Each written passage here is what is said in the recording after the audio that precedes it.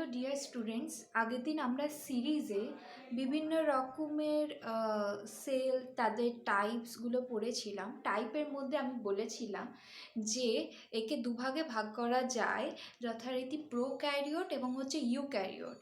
Prokaryote হচ্ছে আদি এবং ইউক্যারিওট হচ্ছে আদর্শ নিউক্লিয়াসযুক্ত।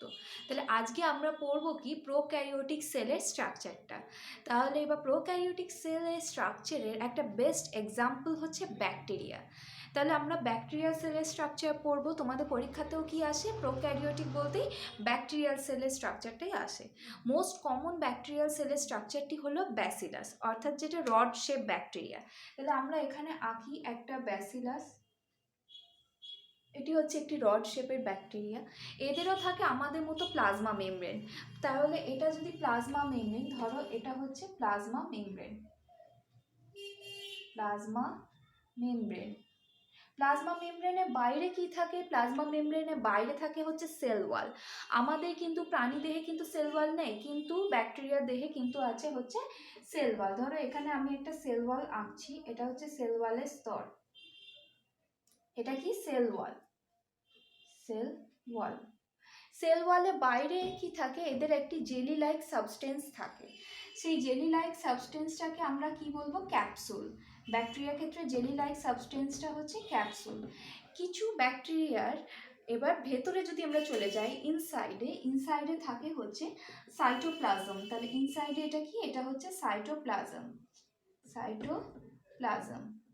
এদের ক্ষেত্রে কিন্তু কোনো মেমব্রেন বাউন্ড অর্গানেলি থাকে না, সেই জন্য সমস্ত রকমের এনজাইমসগুলো থাকে সাইটোপ্লাজমের মধ্যে। এদের প্লাজমা মেমব্রেনটা কোনো কোনো জায়গায় ভেতরের দিকে ইনভ্যাজিনেশন সৃষ্টি করে। এই ইনভ্যাজিনেটেড স্ট্রাকচারকে আমরা কি বলি? এটাকে আমরা বলি হচ্ছে মেসোজোম। মেসোজোম। আমাদের ক্ষেত্রে অর্থাৎ ইউক্যারিওটিক সেলের ক্ষেত্রে মাইটোকন্ড্রিয়া যে কাজটা করে অর্থাৎ রেসপিরেশনে সাহায্য করে, ব্যাকটেরিয়াল সেলের ক্ষেত্রে কিন্তু মেসোজোমটাও কিন্তু রেসপিরেশনে সাহায্য করে।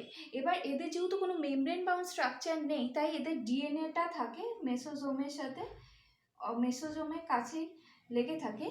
ডিএনএটা এভাবে থাকে। তাহলে এটা কি? এটা হচ্ছে ব্যাকটেরিয়াল ডিএনএ। এটা ছাড়াও ব্যাকটেরিয়ার দেহে কিন্তু এক্সট্রা নিউক্লিয়ার একটি সার্কুলার অর্গানালি রয়েছে। এদের কিন্তু মেমব্রেন বাউন্ড কোনো অর্গানালি নেই।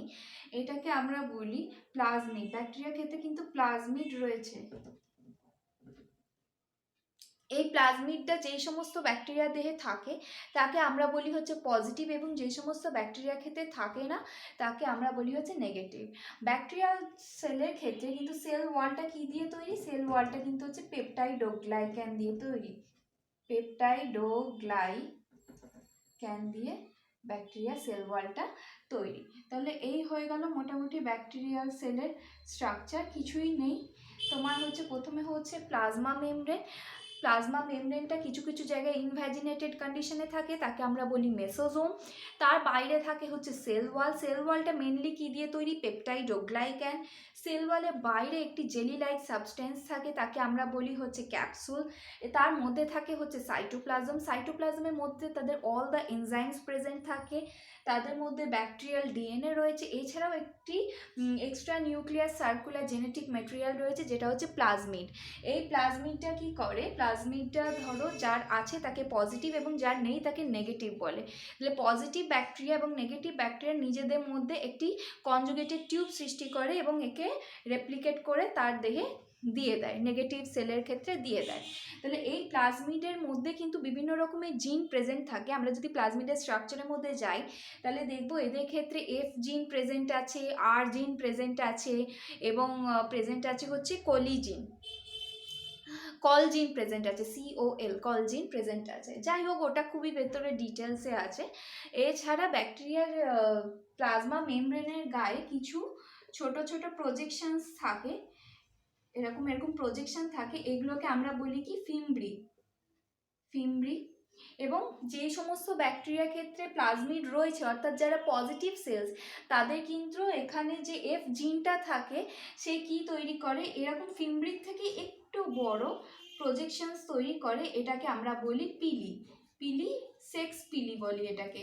কারণ যার দেহে এই প্লাজমিডের মধ্যে এফ জিনটা কিন্তু পিলি সৃষ্টিতে সাহায্য করে, পিলি সৃষ্টিতে সাহায্য করে। এবং এই পিলিগুলো কি করে, সেক্সুয়াল রিপ্রোডাকশনের সময় তাদের মধ্যে কনজুগেশন টিউব সৃষ্টি করে, অর্থাৎ যার ক্ষেত্রে প্লাজমিড আছে এই সেক্স পিলি কিন্তু অনলি তাদের ক্ষেত্রেই প্রেজেন্ট থাকবে, অন্যদের ক্ষেত্রে প্রেজেন্ট থাকবে না।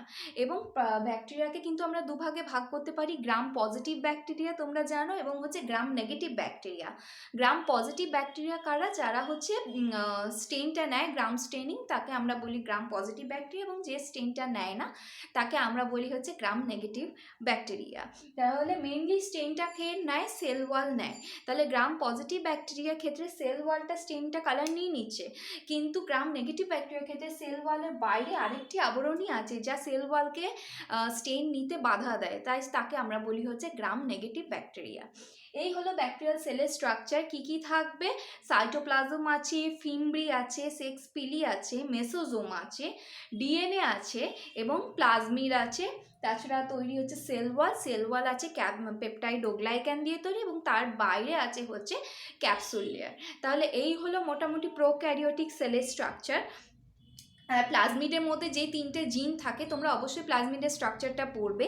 তার মধ্যে এফ জিন আছে, আর জিন আছে, আর জিন ফর রেজিস্ট্যান্স আর কি, অ্যান্টিবায়োটিক রেজিস্ট্যান্স, অ্যান্ড কল জিন আছে রেজিস্ট্যান্স ফর কোলিসিন সম্ভবত, হুইচ ইজ সিক্রেটেড বাই হচ্ছে ইকোলাই সেলস।